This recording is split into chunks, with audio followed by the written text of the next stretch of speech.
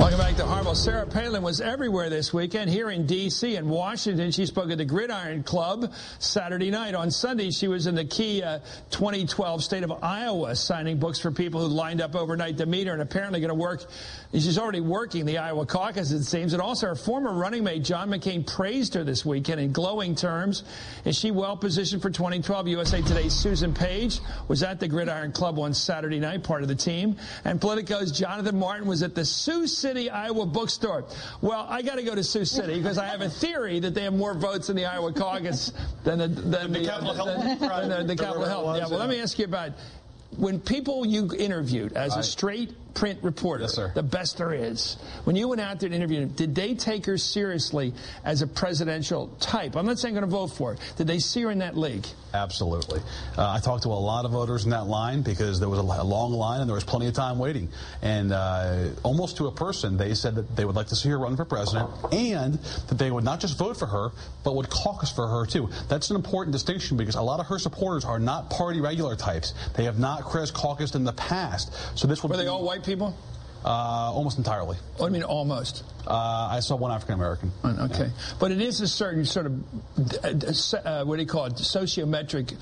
Absolutely. That she appeals to. It's a working class, middle class group, very populist, very conservative, not always, but again, not always totally Republican. Some of these folks come from outside the party, which is why she's so formidable. She could enlarge the caucuses by bringing in folks that don't typically participate. Okay, who are they? They are evangelical Christians. Yeah. They are folks that have kids with Down syndrome, like she does. They are sportsmen.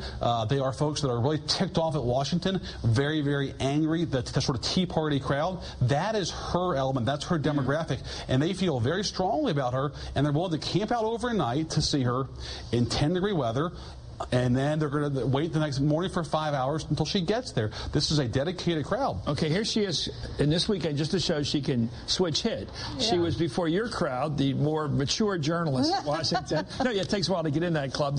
I'm respectable. It's a respectable group. But didn't she do a lot of self-deprecation the other night to show that she could be one of the boys? You know, she did it, and this was not her demographic. This was not a group that she thinks is. It was a self-important Washington journalist crowd. Kind of people who have given her a pretty rough ride, I think, in print. She was self-deprecating. She gave a few barbs, too. To get and who wrote this stuff for her? Well, I hear secondhand that Eric Schnurr, who's a... Does it bother the press that somebody comes in there whose book was written for them, and this is people who work. You write every day. You sweat it out, getting the right words, thinking how to organize a piece, intellectualizing it, and then putting it on paper, and reporting it to start with. It's a lot of work. Being a reporter. I've seen you guys on Deadline. It's hard work. Don't you essentially disrespect somebody who walks in and puts a book on the table and said they wrote it when you know somebody else did? Who comes in there and gives a speech that you know somebody else wrote all the jokes for and gave it to her, and she paid for it probably. Doesn't that bother you guys? You know, I'm arguing here. I think if it's does it bother you? If it's not, no, I guess Why does it bother you? Because if it's in her voice, like the book, I read her book. It's in her voice. It sounds just like her. Maybe she didn't write it. It does reflect her in a way. And the idea you have written many speeches for politicians. And I've written them, and I write books, and I take. But I have tremendous respect for you guys on the bus. When I see you guys, I'll sit on a bus somewhere covering a campaign, and all of a sudden, one of you people from the big papers, and all of a sudden, I'll see a 1,500-word piece taken, and you've somehow gotten it done. At the same time, I've been with you. I said, where did you write this thing? I mean, there's a lot of talent that she doesn't have, and yet she takes credit for it. It's not the talent that we ask political figures to have. We ask them to have other talents like. Well, why do you let them take credit for books and speeches they didn't write? Well, the book, I think she acknowledged a co-author on her book, and the idea that somebody wrote her speech for, this is so not a surprise. You know, when some jock writes a book and says, as told to on the front page, we say okay, because he's not supposed to be a writer or a thinker, he's supposed to be a hell of a performer, right? Yes. Can't do everything. But when somebody claims to be an intellectual leader that's going to lead this country with big ideas and lead us in the right direction, and puts their name on the cover of the book, shouldn't they have written it? Just to guess. Well, they should have played a part. You are such perhaps a prominent part. You are being so sweet. Is this the new press treatment of it is. Sarah? Yeah, Why you won her in this race? Right. You're Laura. Look at it. This is Sarah. Governor, you're watching. She's luring you into this race. Come on, we're going to be so nice to you. Eat the candy. If you wanted evidence that she is serious about being positioned to run in this race, look at that speech, because she doesn't need this crowd. Right. This crowd was not but buying she softened you up. I can tell. Like Susan, I can tell she softened you guys up. She treated you with respect, which is the biggest smart move. Here's the message by her appearance there, I think. The press club, I take some shots at you guys, but you get it. It's just part of the game. I think that's what she campaigned on her antipathy to the press, trashing Katie Couric for asking the easiest hardball question. So if I was a Palin supporter, she blamed Katie Couric for asking the most obvious question. She then went after Charlie Gibson, one of the nicest guys in this bit, and trashed him for being elitist. Don't tell me she hasn't played this game. Of course she's played the game, but what I'm saying is, then she shows up here and sort of plays nice with the same crowd. So which is and tickles all you guys under your chin. So and you go, I just love this. It's like gambling in the casino. But look, if you're one of her true believer supporters, wouldn't you be curious as to why she was showing up there? Here's John McCain doing his bit. It's interesting to watch him because he has a primary challenge potentially, right, this year, and he has to keep the Red Hots happy, and they like her. So here he is. Let's listen.